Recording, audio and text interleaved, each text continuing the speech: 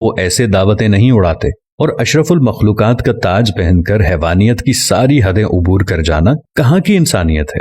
میں نے میت کے گھر میں ایسی آوازیں بھی سنی ہیں، جو دیگ پر بانٹنے میں لگا ہوتا ہے اسے کہا جاتا ہے ذرا پلیٹ میں 4 بوٹیاں زیادہ ڈال دینا، وہ داماد بھی آیا ہے تو اسے کھانا دینا ہے۔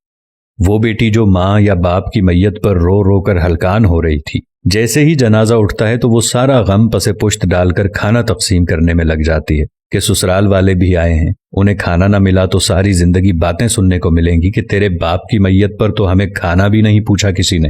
میں نے اس بات پر بھی تبصرے سنے ہیں کہ سالن میں تو تری یعنی گھی ہی نہیں تھا، ہماری پلیٹ میں تو بس شوربہ ہی آیا۔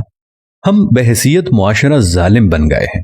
خوشیاں تو کجا، ہم نے مرگوں کو بھی اپنے شریکے پورے کرنے کے لیے ایونٹ بنا لیا ہے۔ جب میں کہتا ہوں الہی میرا احوال دیکھ، حکم ہوتا ہے بندے ذرا نامہ اعمال دیکھ۔ کچھ سوال آپ کے ضمیر کے دروازے پر چھوڑ رہا ہوں۔ کیا ہم فطیدگی کے کھانے کا بائیکاٹ نہیں کر سکتے؟ کیا ہم بھوک لگنے پر بازار سے کھانا نہیں کھا سکتے؟ کیا ہم گھر میں ایسا اصول نہیں بنا سکتے کہ خاندان میں کوئی کسی کی فطیدگی پر نہیں کھائے گا؟ سوچئے گا ضرور۔ اگر میری کسی بات یا عمل سے کسی بھائی یا دوست کو کچھ ناگوار گزرا ہو تو ان سے نہایت ادب و احترام سے معذرت۔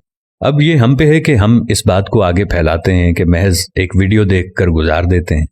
بات مناسب لگے تو ایک لمحہ ضائع کیے بغیر شیئر کر دیجیے گا تاکہ اصلاح کا یہ سلسلہ جاری و ساری رہے۔ جزاکم اللہ خیر۔